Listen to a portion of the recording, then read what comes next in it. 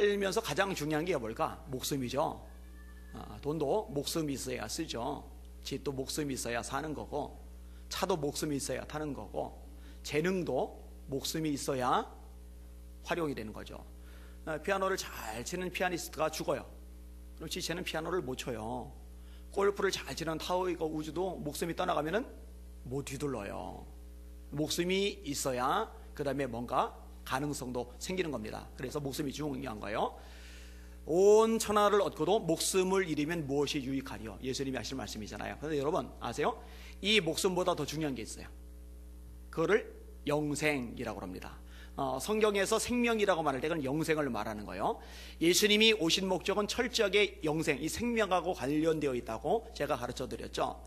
요한복음 3장 15절 16절 모세가 광야에서 뱀을 든 것 같이 인자도 들려야 하리니 이는 저를 믿는 자마다 영생을 얻게 하려 하심이니라. 16절 하나님이 세상을 이처럼 사랑하사 독생자를 주셨으니 이는 저를 믿는 자마다 멸망치 않고 영생을 얻게 하려 하심이니라.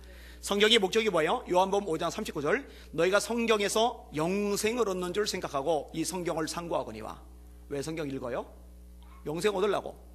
성경에서 영생을 얻는 줄 생각하고 이 성경을 상고하거니와 이 성경이 곧 내게 대하여 증거하는 것이로다. 요한복음 5장 24절 내가 진실로 진실로 너에게 이르노니 내 말을 듣고 또 나 보내신 이를 믿는 자는 영생을 얻었고 심판에 이르지 아니하나니 사망에서 생명으로 옮겼느니라. 외우시면 따라하셔도 좋아요. 요한복음 10장 10절 주님이 오신 목적이 명확히 나옵니다. 도둑이 오는 것은 도둑질하고 죽이고 멸망시키려는 것뿐이요 내가 온 것은 양으로 생명을 얻게 하고 더 풍성히 얻게 하려는 것이라. 요한복음 20장 31절 오직 이것을 기록하면 왜 기록했어요? 너희로 예수께서 하나님의 아들 그리스도이심을 믿게 하려 하며 너희로 믿고 그 이름을 힘입어 생명을 얻게 하려는 것이라. 요한일서 5장 11절과 12절 13절 또 증거는 이것이니 하나님이 우리에게 영생을 주신 것과 이 생명이 그의 아들 안에 있는 이것이리라. 아들이 있는 자, 예수가 있는 자에게는 생명이 있고 하나님의 아들이 없는 자에게는 생명이 없느니라. 내가 하나님의 아들의 이름을 믿는, 하나님의 아들의 이름을 믿는 예수 이름이죠. 믿는 너에게 이것을 쓴 것은 너희로 하여금 너에게 생명이 있음을 알게 하려 함이라. 할렐루야. 영생 생명. 이게 왜 우리 목숨, 육신의 목숨보다도 중요하냐? 자, 잘 먹고 잘 살고 성공하고 출세하고 인기와 명성을 누리고 박수 갈채받고 그렇게 잘 살다가 인간적으로 멋있게 살다가 지옥에 떨어졌어요. 영원한 불구덩이 속에서 신음하면서 잘 먹고 잘 살던 세상살이 그리워할 거예요? 그거 의미 없어집니다. 우리가 사는 세상이요 잠깐입니다. 연세 드신 분들 돌이켜보세요. 젊은 시절 어린 시절 쌩쌩한데 벌써 60대 70대가 돼버렸어요. 순식간입니다.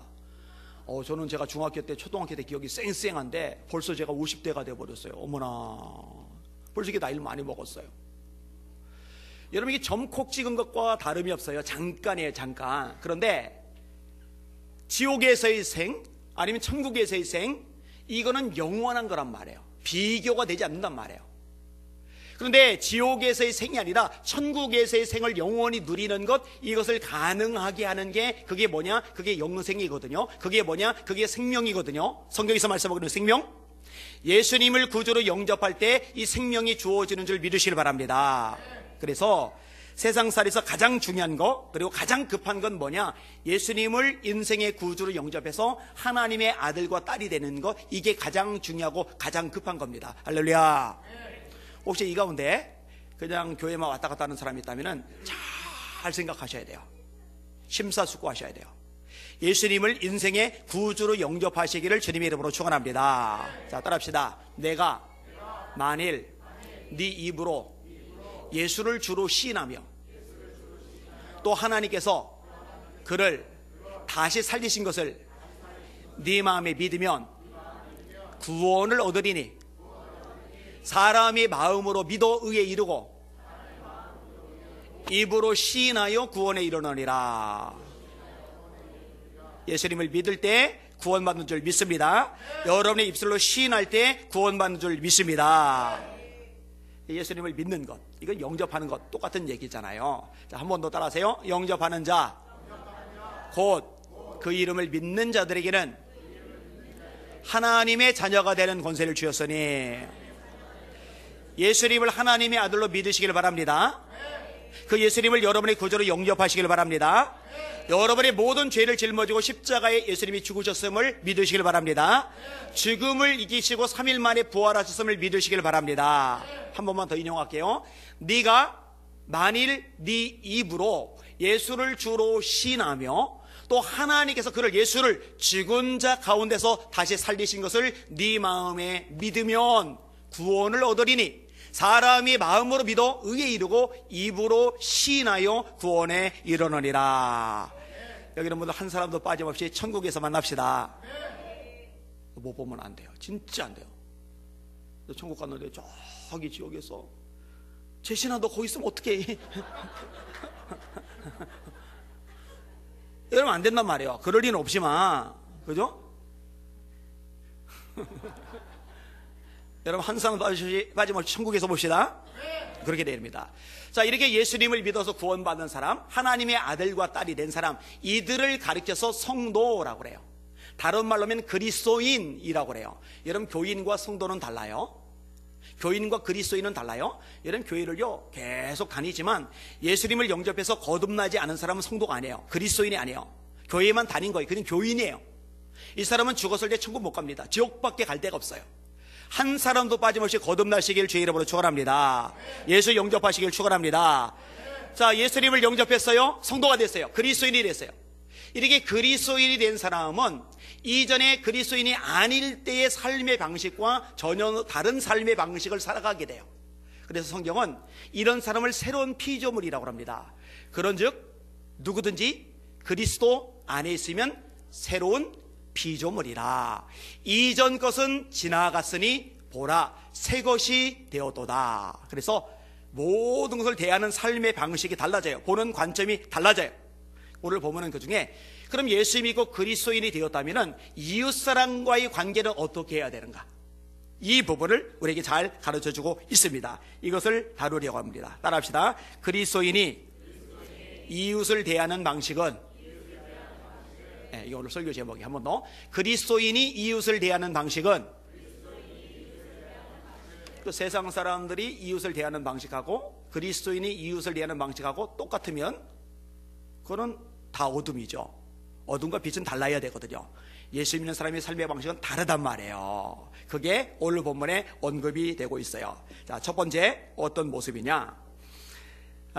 첫 번째 설명하기 전에 조금만 앞부분 설명을 할게요. 오늘 본문에 이렇게 시작을 해요. 마지막으로 말하노니. 원래 이게 마지막으로 말하노니 할 때는 결론이잖아요. 결론. 그러면은 이 부분이 베드로 전서의 결론인가?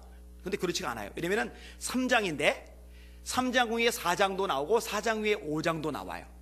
마지막으로 말하노니 해놓고 4장 한참 가고 또 5장 한참 가면은 이 바울이 논리적으로 문제가 있는 거예요. 그러면 이 마지막으로 말하노니라는 건 뭘까? 그러니까 예수 믿는 그리스도인으로서 다양한 관계 형성이 필요해요. 그것들 앞에서 쭉 열거하고 그리고 그것들 중에 하나인 이웃에 대해서 내가 마지막으로 말한다. 이런 구조로 되어 있는 거예요. 그러면 앞부분에는 어떤 것들이 되어 있느냐? 제가 간략하게만 인용할게요. 왕하고 방백들, 다시 말해 정치 지도자들, 이들에 대해서 그리스도인은 어떤 반응을 보여야 하는가? 그 얘기를 해주고 있는 거예요. 어제 차 타고 오면서 이제 셋이서 얘기를 나눠요. 아내랑 우리 박 집사랑 얘기를 나누는데 예수 믿는 사람은요 적어도 정치 지도자들 존중하는 마음이 있어야 됩니다. 호불호가 갈려요. 싫어할 수 있어요. 저도 싫은 사람 싫어요. 특별히 하나님의 말씀에 어긋나는 정책을 하면 짜증스러워요. 그래도 존중해줘야 됩니다. 지금 문재인 대통령 보고 문죄인, 문재양, 여러분 그런 말 쓰지 마세요. 그 이전 대통령 박근혜 대통령 보고 당년, 그게 할 소리입니까? 그리고 우리나라 대표는 얼굴이 있고 대통령인데, 그 다음에 이명박 대통령 보고는 쥐박이, 그게 뭐예요? 그 전에 노무현 대통령 보고는 노가리. 도대체 우리 대한민국 대통령은 사람이 없어요. 전부 다 외계 생명체들만 잔뜩 대통령으로 세운 모양이에요. 여러분 그렇게 하지 마셔요. 잘못한 거 비판은 하되 존중할 필요가 있어요. 그리고 성경은 이 부분을 뭐라고 말씀하느냐, 임금들과 높은 지위에 있는 사람들을 위하여 기도하라. 비판은 드립다 하는데, 욕은 드립다 하는데 기도는 할 줄 몰라요. 그런 건 성경적인 삶의 제도가 아닙니다. 자세가 아닙니다. 인간이 세운 제도를 주를 위하여 순복하되, 혹은 위에 있는 왕이나 혹은 악행하는 자를 징벌하고 선행한 자를 포장하기 위하여 보낸 그의 방백에게 하라. 이렇게 말씀하고 있는 거예요. 그 다음에 이제 종들에게 주인들을 어떻게 대할 거지, 이 부하 직원들이 상관들을 어떻게 대할 거지, 이런 부분들에 대한 언급이 나와요. 사원들아, 범사의 두려움으로 주인들에게 순복하되 선하고 관용하는 자들에게만 아니라 또한 까다로운 자들에게도 그리하라. 애매히 고난을 받아도 하나님을 생각함으로 슬픔을 참으면 이는 하나님 앞에 아름다우나, 죄가 있어 매를 맞고 참으면 무슨 칭찬이 있으리요. 골로새서도 동일한 말씀이 나와요. 종들에게 이렇게 말합니다. 무슨 일을 하든지 마음을 다하여 주께 하듯 하고 사람에게 하듯 하지 말라. 이는 유업의 상을 주께 받을 줄 알미니 너희는 주 그리스도를 섬기느니라. 자, 직장생활을 해요. 아니면 어디 아르바이트해요. 편의점 같은 데서. 그러면 주인이 볼 때는 그냥 열심히 내는 척하다가 주인이 안 볼 때는 아주 뺀질뺀질거리고, 이거는 세상 사람들은 얼마든지 그럴 수 있지만 예수 믿는 사람은 이렇게 하면 안 돼요. 그 일을 하는데 주님이 내게 맡겨준 사명인 줄 알고 주님의 일을 하듯이 주께 하듯이 일을 하래요. 그러면은 유업의 상을 주께 받는데요. 여러분, 하나님 그 상 주시는 줄 믿으시길 바랍니다. 근데 예수 믿는다고 하면서, 그리스도인이라고 하면서, 와, 직장 가서 손가락질 당하는 거예요. 왕뺀질이로 소문나가지고. 그거는 잘못된 거예요. 예수 제대로 믿는 게 아니에요. 그 다음에 이제 남편에게 이야기해요. 남편에게 순복하라. 요즘 페미니스트들은 이 말 되게 싫어하죠. 평등하지 무슨 순종이냐고. 무슨 순종이냐고. 여러분, 근데 하나님의 말씀이 맞아요. 아내들은 남편에게 순종해야 합니다. 그러면은 남편은 아내에게 어떻게 하느냐? 사랑하는 거죠. 사랑하는데 어떻게 사랑하느냐? 주께서 교회를 사랑하시고 자신을 주신 것 같이 사랑하라. 그런데 여러분 아세요? 아내가 남편에게 순종하라는 명령보다 제가 볼 때는요, 남편이 아내에게 하라고 한 명령이 더 어려워요. 왜냐면 죽을 만큼 사랑을 하니까. 예수님이 교회에서 죽으셨어요. 생명을 버리셨어요. 그렇게 하라는 거니까. 그러니까 누구에게 편들어주고 누구에게 손해 끼치는 그런 맥락의 구절이 아니라 아주 강도 높게 하나님의 사람이기에 하나님의 사람으로서 세상 사람과 전혀 다른 삶의 차원을 드러내야 된다는 것, 이것을 명확하게 가르쳐주고 있는 겁니다. 자, 이런 얘기를 끄집어낸 다음에 마지막으로 말하노니, 너희들 정치 지도자들에게 이렇게, 너희들 상관들에게 이렇게, 남편에게 이렇게, 아내에게 이렇게, 그리고 마지막으로 이웃에게는 이렇게, 이런 구조로 되어 있는 거예요. 이해되시죠? 그러니까 마지막으로 말하노니 결론적으로 이런 의미인데, 전체 베드로 전서의 결론이 아니라 주변 사람과의 관계 속에서 여러 가지 언급하고 그 결론적으로 이웃을 향해 이렇게, 이런 구조로 되어 있는 겁니다. 자, 그 첫 번째 항목이 뭐냐? 따라합시다. 동정하라. 동정하라. 이 동정은 공감하는 거예요. 로마서의 말씀에 의하면 이런 편이죠. 따라합시다. 우는 자들과 함께 울라. 다시 한번, 즐거워하는 자들과 함께 즐거워하라. 이게 공감이죠. 제가 볼 때요, 지금 우리나라 사람들의 공감 능력, 공감 지수가 급격하게 떨어져요. 너무 전투적이에요. 내 편 아니면 다 적이에요. 정치 지도자들이 이런 일을 부추기고 있고, 언론들이 이런 일을 부추기고 있어요. 남자와 여자 사이의 관계도요, 무슨 왼수가 따로 없어요. 제가 네이버 같은 데 기사 댓글을 늘 모니터링을 하잖아요. 항목별로 100가지 카테고리 만들어 놓고 다 스크랩을 해놓고 있잖아요. 근데 남자 여자 문제만 나오면은요, 와, 남자는 여자 보고 김치녀래요. 김치녀. 여자는 남자 보고 한남충이래요. 충. 이 충은 벌레에게 쓰는 거거든요. 벌레래요. 벌레. 와, 왜 이렇게 걸뜨고 미워하고 비방하고 못 죽여서 안달인지. 와, 큰일 났어요. 요즘은 이제 IQ, 지능지수보다 EQ, 감성지수가 더 대세예요. 그리고 사회적으로, 영적인 거 빼고 사회적으로도 성공하는 사람들 보면 지능지수가 높은 사람들이 성공을 하는 게 아니라 감성지수가 높은 사람들이 성공을 해요. 근데 감성지수가 높은 사람들의 중요한 능력 중에 하나가 공감 능력입니다. 이걸 다른 말로 하면 동정하는 힘. 예수님이 이런 부분에 탁월합니다. 자기가 고난을 받아 시험을 당하셨은즉 시험 당하는 자들을 또한 아시느니라. 영적인 고통을 아시는 거요, 육적인 고통을 아시는 거요, 정신적인 고통을 아시는 거요, 공감하시고 다가가시는 거예요. 나사로의 죽음 앞에서 예수께서 눈물을 흘리시더라. 공감이죠, 공감. 여러분, 세상 사람들, 주변 사람들 힘들어하면은 아유, 그거 가지고 뭘 힘들다고 그래. 그거까지 거. 남들은 더 힘들어. 이거 공감 능력이 밑바닥인 사람이에요. 힘들겠구나. 너는 교회 안 다니지만 나는 교회 다니거든. 내가 너를 위해서 기도해 줄게. 이렇게 하실 수 있기를 주의 이름으로 축원합니다. 누군가가 좋은 일이 생겼어요. 자식이 좋은 대학에 들어갔어요. 아유, 꼴 보기 싫어가지고 그냥 자식 학교 얘기만 나오면 입 꼭 다물고 가만히 있는 거예요. 그러지 말고 어머머머, 너무 기쁘다, 나도 참 좋다, 이렇게 하실 수 있는 여러분들 되시길 주의 이름으로 축원합니다. 나는 지금 뭐가 꼬였는데 남들은 지금 잘 됐어요. 그러면은 일만 꼬인 게 아니라 마음까지 꼬여가지고 남 잘 되는 게 배가 아파요. 이거는 그리스도인의 자세가 아니에요. 공감 능력이 없는 거예요. 동정하는 마음이 없는 거예요. 여러분에게 공감하는 능력이 있으시기를 예수님의 이름으로 축원합니다. 두 번째 보면 따라합시다. 형제를 사랑하라. 한 번 더요. 형제를 사랑하라. 사랑은 율법의 마침입니다. 사랑은 율법의 완성입니다. 여러분, 좋은 것들이 많죠. 그런데 그 좋은 것들에서 사랑을 빼버리면 이 좋은 것들이 껍데기만 남게 됩니다. 그게 고린도전서 13장입니다. 내가 사람의 방언과 천사의 말을 할지라도, 여러분, 말 잘하는 건 재능입니다. 말 잘하는 건 정말 복이에요. 여기는 성도들 중에도 말 잘하는 사람이 있어요. 그 말 잘하는 사람 인기가 좋아요. 그런데 내가 사람의 방언과 천사의 말이니 얼마나 말을 잘하겠어요? 내가 사람의 방언과 천사의 말을 할지라도 사랑이 없으면, 사랑을 뺐어요, 소리나는 구리와 울리는 꽹과리가 되고 하나님 보시기에 시끄러워요. 아우, 입 다물어 조용히 해. 시끄러워. 울리는 꽹과리, 꽹꽹꽹꽹꽹. 여러분 귀에 대고 꽹꽹꽹꽹 해봐요. 얼마나 정신없겠어요, 그죠? 그 다음에 무엇을 말씀합니까? 이렇게 말씀을 합니다. 헷갈렸어요, 제가. 어디 갔냐? 있다. 내가 예언하는 능이 있어 모든 비밀을 알고 또 산을 옮길 만한 모든 믿음이 있을지라도. 여러분, 원하는 거 아니에요? 예언의 은사 받고 싶잖아요. 고린도서 14장에 예언하기를 사모하라고 돼 있잖아요.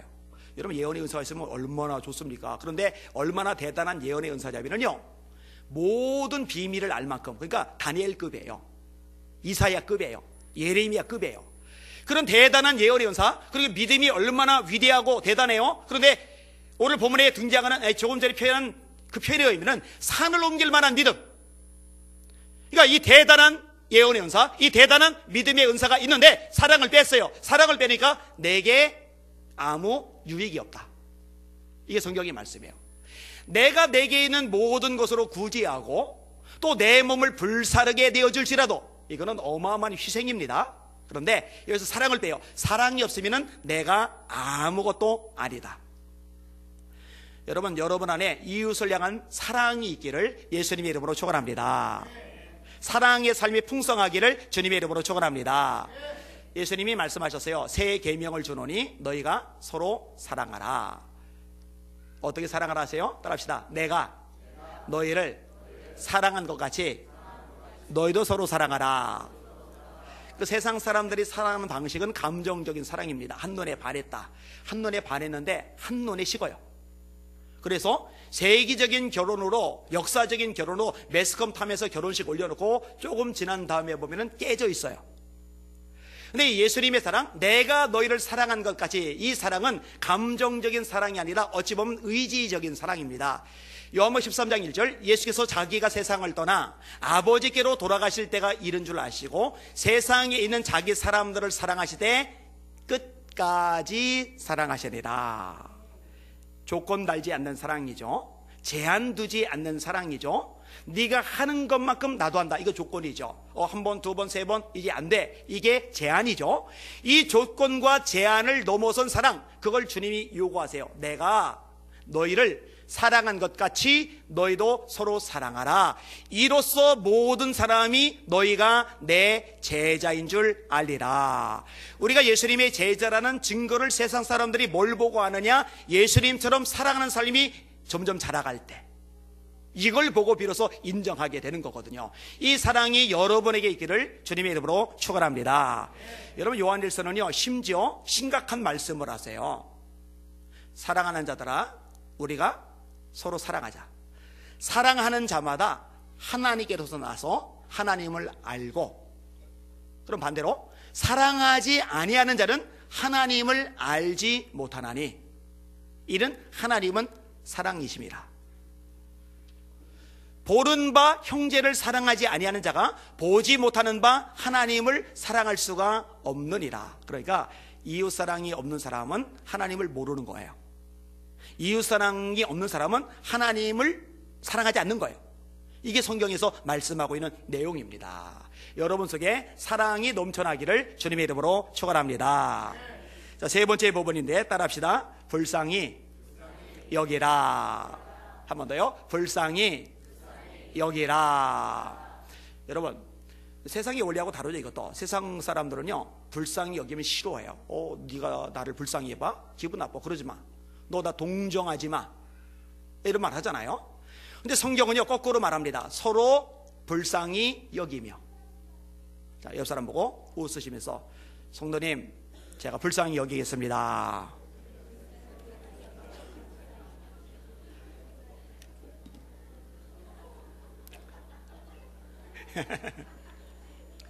어때요? 여러분들이 보실 때, 이 안희한 목사를 보실 때 불쌍히 여기는 마음이 있으세요? 민우야, 너는 뭐가 그렇게 불쌍해서 목소리가 크게 나오냐? 뭐가 불쌍한데? 그냥 크게 해본 거지? 불쌍히 여기래요. 10,000달란트 탕감 받은 사람이 너무 감사해요. 감격해요. 춤추면서 나왔어요.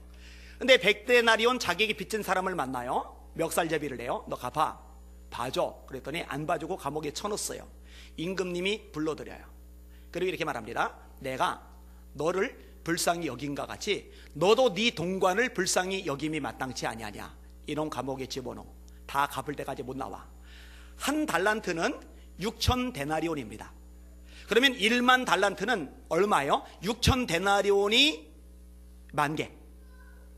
6,000데나리온을 10,000번이나 탕감받은 사람이 100데나리온.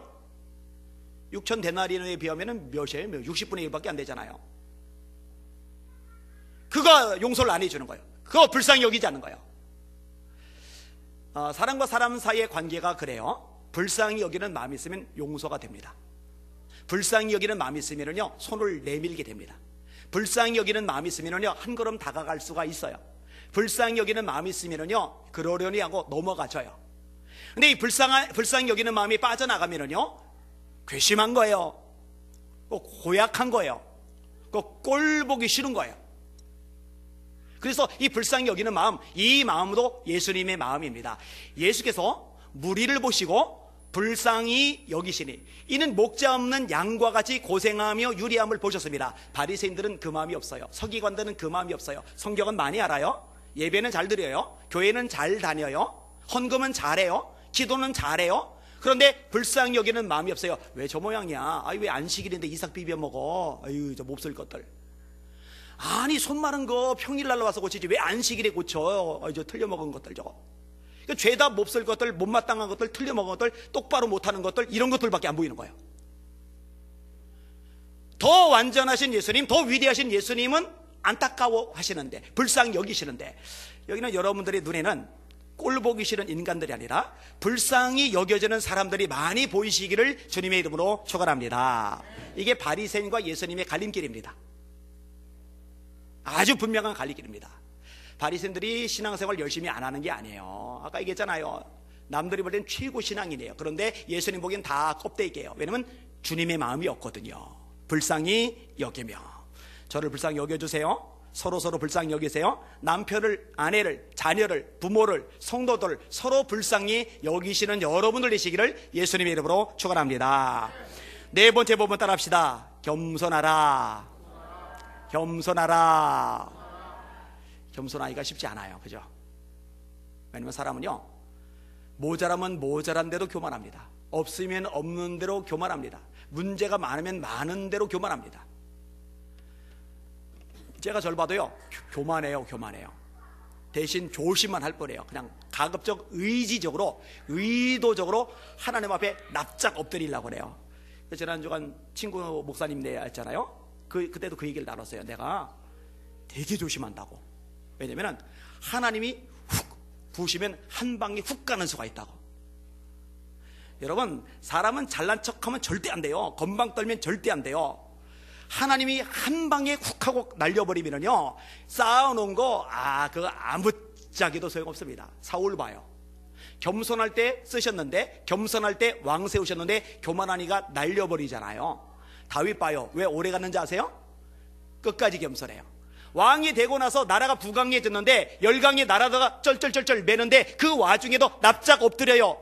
내가 이르렀다라는 개념이 아니에요. 나는 누구며 내 집은 무엇이간데 나로 여기에 이르게 하셨나이까. 하나님이 이르게 하셔서 내가 오른 거지 감히 내가 한 거 아니다. 따라합시다. 하나님이 교만한 자를 물리치시되 겸손한 자들에게는 은혜를 베푸시느니라. 물이 높은 곳에서 아래로 흘러 고이듯이 하나님의 은혜는 겸손한 사람에게 차곡차곡 쌓이는 줄 믿으시길 바랍니다. 대저 하나님의 능하신 손 아래서 겸손하라. 때가 되면 너희를 높이시리라. 봉사를 많이 할수록, 헌금을 많이 할수록, 사람들이 인정해주고 박수 쳐줄수록, 교회에 기여한 바가 많을수록 내가 이 교회에서 어떤 사람인데 목에 힘주지 말고, 부러지는 수가 있으니까 절대 힘주지 말고 겸손하게 낮아져서 상대방을 나보다 낮게 여길 수 있는 우리 예수 비전교회 성도들 되시기를 주님의 이름으로 축원합니다. 자, 다시 한번 따라합시다. 각각 자기보다 남을 낮게 여기고. 빌립보서 2장입니다. 어때요? 여러분들 눈에는 죄다 나만 못한 것들로 보입니까? 아니면 죄다 나보다 훌륭한 사람들로 보입니까? 솔직하게 해봅시다. 솔직하게. 우리 교회에 나만 못한 것들이 좀 더 많아 보인다. 솔직하게 그렇게 보인다는 사람 손 들어보세요. 그러면 내가 보기에는 그래 나보다 훌륭한 사람들이 우리에게 더 많은 것 같다 생각하는 분들 손 들어보세요. 예, 지금 안 들은 사람들은 다만 못한 것들로 보이는데 차마 손을 못 든 거예요. 그죠? 여러분 눈에는 여러분만 못한 사람이 아니라 여러분보다 나은 사람들이 더 많이 보이시기를 주의 이름으로 축원합니다. 성경이 아주 노골적으로 말씀하세요. 각각 자기보다 남을 낮게 여기고, 그 받침은 지읒 받침이 아니고 시읒 받침입니다. 나보다 낮게 여기고가 아니라 나보다 낮게 여기고예요. 이 발음 구분하기가 힘들어요. 쉬우세요. 쉬워. 겸손하셔야 합니다. 다섯 번째 항목 따라합시다. 악을 악으로 갚지 말고 복을 빌라. 한 번 더요. 악을 악으로 갚지 말고 복을 빌라. 여러분, 누가 여러분 건들고 나면은 안 갚음을 확실하게 이자 쳐서 하시는 분들 아멘. 안 오세요? 그럼 나는 이자까지는 안 하고 계산을 철두철미하게 해서 정확하게 나에게 한 것만큼만 갚아준다 하시는 분들 아멘. 아니면은 한 것만큼의 한 20% 정도 디스카운트해서 조금 덜, 그렇지만 안 하면 억울하고 열통 나니까 약간이라도 갚아준다 하시는 분들 아멘. 그러면은 전부 다 보복을 안 하시는 분들이네요. 그죠? 여러분, 성경이요 이 부분을 아주 노골적으로 말씀합니다. 이렇게 말씀합니다. 친히 원수를 갚지 말고 진노하심에 맡기라. 기록하였으되 원수 갚는 것이 내게 있으니 내가 갚으리라고 주께서 말씀하시니라. 우리 예수 믿는 성도들은 원수 갚는 짓 하지 맙시다. 보복하는 짓 하지 맙시다. 네가 나를 개망신 줘? 너는 그럼 개망신 같이 당해야지. 이러면 안 돼요. 한 번 더 따라하세요. 악에게 지지 말고 선으로 악을 이기라. 이거 진짜 대단. 이거는 세상에서는 찾아볼 수 없어요. 세상 사람들의 관계성 속에서는 이거는 보일 수 없는 일이에요. 악에게 지지 말고 선으로 악을 이기라. 예수님이 마태복음 5장 산상수훈에서 이 부분을 정확하게 다루는데, 오른편 뺨을 치는 자에게 왼편을 돌려대라. 억지로 속옷을 가지고자 하는 자에게 겉옷까지 내어주라. 억지로 오리를 가게 하는 자에게 심리까지 동행하라. 아우, 예수님, 이러면 어떻게 살라고요? 어떻게 살라고요? 근데 예수님이 말씀하세요.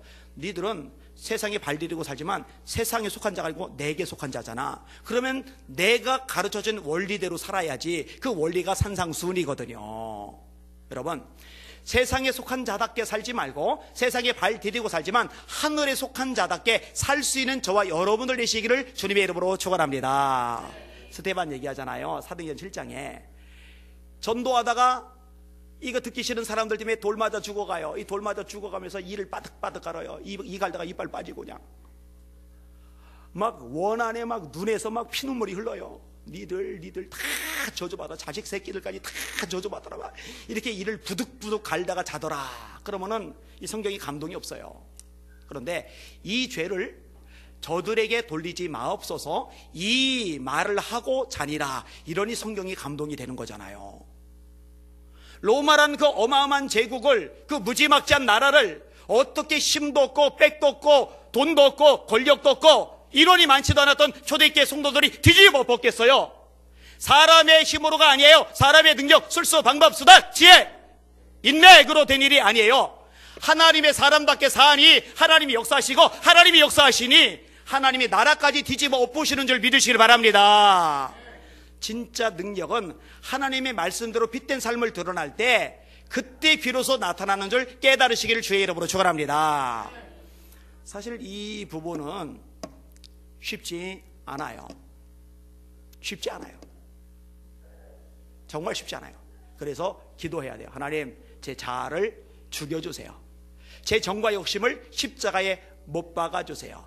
그리스도 예수의 사람들은 육체와 함께 정과 욕심을 십자가에 못 박았느니라. 못 박았다는 얘기는 죽었다는 건데, 죽지 않고 욕심이, 정이 살아있으니까 발끈하면서 보복하고 안갚음하고 이게 악순환이 되면서 이 교회에 이 말 하나님의 영광을 차단해버리게 되는 거거든요.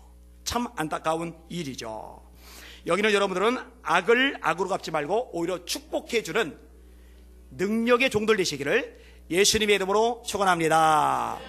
제가 금요일 날 인용해서요, 남자 화장실 이렇게 서서 볼일을 보면은 성경 구절이 이렇게 딱딱 붙어 있어요. 1층인가에 있어요. 나는 사랑하나 그들은 나를 미워하니. 그 다음에 어떻게 해요? 나는 기도할 뿐이라. 멋지죠, 멋지죠. 나는 사랑해요. 손 내밀어요. 이 손을 확 때려치는 거예요. 그러면 그 다음에 나도 때려쳐? 아니요, 기도해줘요. 이게 마땅한 그리스도인의 모습이라는 거죠. 자, 6번째 항목 따라합시다. 입술을 지키며 살라. 자, 한 번 더요. 입술을 지키며 살라. 그러므로 생명을 사랑하고 좋은 날 보기를 원하는 자는 혀를 금하여 악한 말을 그치며 그 입술로 거짓을 말하지 말고. 어제 극도방송 갔다 오고 나서 강사비를 40만 원을 주는 거예요. 근데 제가 전도 생방송하고 그걸 왜 받아옵니까? 안 받는다고 자꾸 따라오면서 그냥 안 받고 왔어요. 그랬더니 크리스마스 때 이렇게 선물 주려고 했던 거가 있는가 봐. 이렇게 바구니에다가 이렇게 이것저것 담아가지고 그거 장치다 그걸 갖다 줘요. 그래서 그거를 그 고생한 우리 재신 집사한테 줬어요. 엄마 갖다 드리라고. 엄마 갖다 드리세요? 배달 사고 났을까 봐. 그런데 거기에 뭐가 들었냐면은 포도주처럼 이렇게 포도주병처럼 생긴 거 이게 들어있어요. 저는 포도주 안 마셔요. 그리고 포도주 마시지 말라고 제가 말하잖아요. 왜냐면은 이유가 있어요. 모든 것이 가나 모든 것이 유익한 것이 아니요 모든 것이 가나 모든 것이 덕을 세우는 것은 아니다. 성경 말씀이죠. 바울 사도가 이렇게 말합니다. 내가 고기를 먹어서 누군가 실족하게 되면은 나는 영원히 고기를 먹지 아니하리라. 자기는 먹어도 죄가 아니에요. 이거 우상에게 드렸던 고기를 말하는 거예요. 먹어도 죄가 아니에요. 문제가 안 돼요. 양심이 꺼리낌도 없어요. 그런데 내가 그걸 먹는 것 때문에 누군가가 실족하게 될 것 같으면은 그 영혼을 위해서 내가 안 하는 거예요. 이걸 덕이라고 그래요. 그래서 믿음의 덕을 이렇게 돼 있어요. 이게 성숙한 신앙의 모습인 거죠. 여러분, 예수 믿는 사람들이 술 막 마시면은요, 이거 덕 안 됩니다. 이거 실족할 사람이 있어요. 포도주도 그런 차원에서 손을 안 대는 거죠. 근데 그게 포도주가 아니라 사과 주스예요. 아무런 극동방송에서 포도주를 주겠습니까? 근데 아침에 그랬나, 아침에 아내가 효빈이 보고, 효빈아 와인 한 잔? 제가 소파에 앉아 기도하다 말고요, 기도에 집중할 수가 없는 거예요. 이거 왜 그 쓸데없는 소리를 해? 기도하다 말고 소리 질러버렸잖아요. 악은 모든 모양이라도 버리라고, 입 밖에도 내지 말라고. 알았어요. 여러분, 별거는 아니지만 사소한 거지만 덕이 되지 않는 말, 누추한 말, 이런 말 하지 말라고 성경이 우리에게 가르쳐주고 있어요. 여러분, 유머도 남 깎아 내리고 웃는 유머 하지 마세요. 남을 비하하거나 뭔가 언짢게 만들 수 있는 이 내용이라면 그런 얘기 하지 마세요. 누추함과 어리석은 말이 마땅치 아니하니 돌이켜 감사하는 말을 하라. 이게 성경의 가르침입니다. 여러분, 거룩한 산에 오를 자 시편 15편, 시편 24편에 나오는데 거기에 이 말에 대한 부분이 언급되는 거 아시죠? 하나님이 이 말을 얼마나 심각하게 다루시는지 아시죠? 예수님조차도 이 부분을 명확하게 말씀하십니다. 따라합시다. 무슨 무익한 말을 하든지 심판날에 이에 대하여 신문을 받으리라. 사모가 아들 보고 와인 한 잔? 이런 거 하지 마요. 왜 이거 쓸데없는, 웃기려면 좀 재미나는 거, 아니면 좀 통쾌하고 신나는 거, 그런 걸로 해야지. 왜 그런 걸로 하지 마. 하면 안 돼요. 여러분, 서로 격려하고 칭찬하고 아껴주고 세워주고 축복해주고 일으켜주는 말, 이 말들이 여러분 안에 가득하시기를 주님의 이름으로 축원합니다. 한번 해보세요. 옆 사람 보고 참 멋지게 생기셨습니다. 남자에게는, 여자에게는 참 아름다우십니다.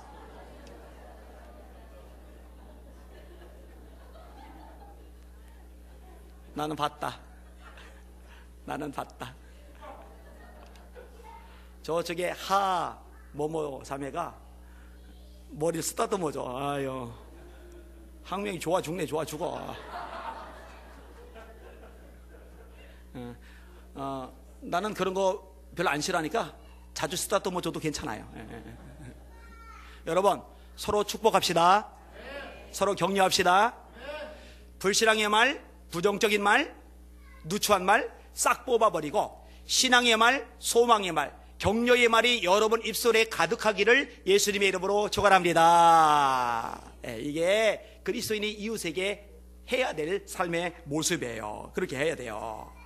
이렇게 하시는 여러분들 되셔야 됩니다. 마지막 하나만 더 생각해 봅시다. 화평을 구하며 따르라. 다시 한번, 화평을 구하며 따르라. 여러분, 이 화평은요, 성령의 9가지 열매 중에 하나죠. 사랑, 희락, 화평, 인내, 자비, 양선, 충성, 온유, 절제. 그러니까 성령이가 동행하면서 지속적으로 살아가다 보면은 맺혀지는 아름다운 열매, 그 중에 하나가 화평이에요. 화평. 이 화평은 예수님의 팔복 중에 하나죠. 화평케 하는 자는 복이 있나니 그들이 하나님의 아들이라 일컬음을 받을 것이며. 여러분, 예수님이 어떤 자로 세상에 오셨죠? 화평케 하는 자로 세상에 오셨어요. 하나님과 우리 사이를 당신의 십자가의 피로 허물어 버리시고, 하나님과 우리 사이에 막힌 담을 당신의 십자가의 피로 허물어 버리시고 화목케 하신 걸 믿으시길 바랍니다. 화평케 하신 거예요. 이 예수님이 우리에게 말씀하는 거예요. 화평케 하는 자는 복이 있다. 여러분들 복이 있는 사람들 되시기를 주의 이름으로 축원합니다. 어떤 사람은 그 사람이 들어가면 멀쩡하던 모임도 싸움이 벌어져요. 참 불쌍한 사람이요. 참 안습이 안습. 근데 어떤 사람은 이 사람이 들어가면은 분위기가 윤활유 들어간 것처럼 원만해지고 따뜻해지고 분위기가 포근해지고, 그래서 그 사람이 빠지면 안 돼요. 감초가 돼요. 여러분이 그런 역할을 하시기를 예수님의 이름으로 축원합니다. 이런 사람이 보배죠, 보배. 자, 따라하세요. 모든 사람으로 더불어 화평함과 거룩함을 따르라. 이것이 없이는 아무도 주를 보지 못하리라. 모든 사람으로 더불어 화평함과 거룩함을 따르라. 이것이 없이는 아무도 주를 보지 못하리라. 여러분, 예수 믿는 사람이에요. 여러분 안에 예수의 이름이 있어요. 세상에 발 디디지만 세상에 속한 자가 아니라 하늘에 속한 자로서 이제 화평케 하는 자의 삶의 특징이 나타나시기를 주님의 이름으로 축원합니다. 우리에게 화목하게 하는 직책을 주셨어요. 화목하게 하는 말씀을 부탁하셨느니라. 여러분이 들어가는 곳마다 화평의 역사가 일어난다면 얼마나 하나님이 기뻐하실까. 여러분이 들어가는 곳마다 화평의 기적들이 일어난다면 세상 사람들은 얼마나 여러분을 주목할까. 여러분들이 들어가는 곳마다 화평의 놀라운 흐름들이 나타난다면 그 주변 사람들은 얼마나 행복해질까. 이 주님이 원하시는 삶의 특징인 겁니다. 그러면 왜 이렇게 살아야 되느냐? 이렇게 살라고 부르심을 받았기 때문에. 다시 말해, 여러분의 존재 목적에 맞게끔 살라는 거예요. 성경은 이 부분을 명확히 말씀하신 겁니다. 이렇게 살지 않으면 그럼 어떻게 됩니까? 맛 잃은 소금이 되는 거예요. 여러분, 언론이 잘못된 거 많아요. 인터넷 공간에서 잘못된 거 많아요. 저는 그 부분에서 분노해요. 맞서 싸워요. 그런데 우리가 잘못된 부분들도 있어요. 그거는 우리가 회개해야 돼요. 맛을 잃은 소금에 대해서, 그 운명과 결과에 대해서 예수님은 분명히 말씀하십니다. 소금이 만일 맛을 잃으면 무엇으로 짜게 하리요? 그 후에는 아무 쓸데없어 사람에게 밟힐 뿐이니라. 왜 밟혀요? 맛을 잃어서. 왜 밟혀요? 맛을 잃어서. 적어도 예수 비전교회가 이 독산동에서 금천구에서 밟히는 교회가 되지 말아야 돼요. 언제 밟혀요? 맛을 잃을 때. 소금의 존재 가치, 존재 이유는 짠 맛이에요. 그리스도의 존재 가치, 존재 목적은 부르심에 합당한 삶이에요. 그 부르심에 합당한 삶 중에 여러 가지 카테고리가 있지만 그 중에 이웃과 관련해서 제가 말씀을 들었어요. 이렇게 살아가는 게 부르심에 합당한 삶이거든요. 부르심에 합당한 삶을 살아가는 저와 여러분들 되시기를 주의 이름으로 축원합니다. 근데요, 여러분, 또 하나의 이유가 있어요. 이렇게 살라고 말씀하신 또 하나의 이유가 있는데 뭐냐면은 하나님이 이렇게 살 때 복을 주시겠대요.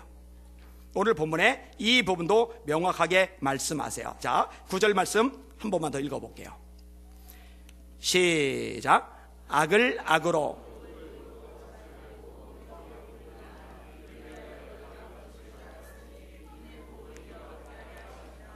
따라합시다. 이는 복을 이어받게 하려 하심이라. 여러분, 하나님이 주시는 복 받고 싶죠? 여러분, 받으셔야 돼요. 우리 성도들 다 받으시길 제 이름으로 축원합니다. 저 많이 받았거든요. 그런데요, 이걸로 만족하느냐? 만족 못해요.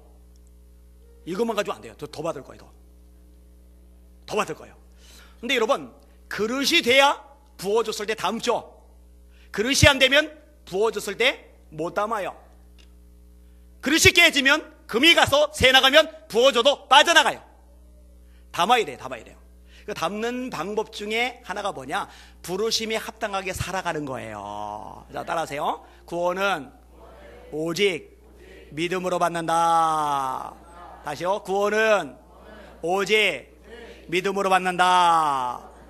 이어서 따라하세요. 축복은 오직 순종으로 받는다.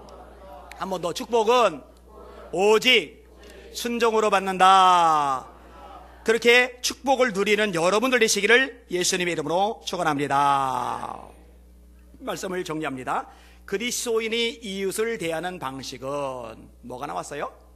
동정하라, 사랑하라, 불쌍히 여기라, 겸손하라, 악을 갚지 말라, 말을 지혜롭게 해라, 화평을 구하고 쫓으라. 이런 원리들이에요. 이런 원리.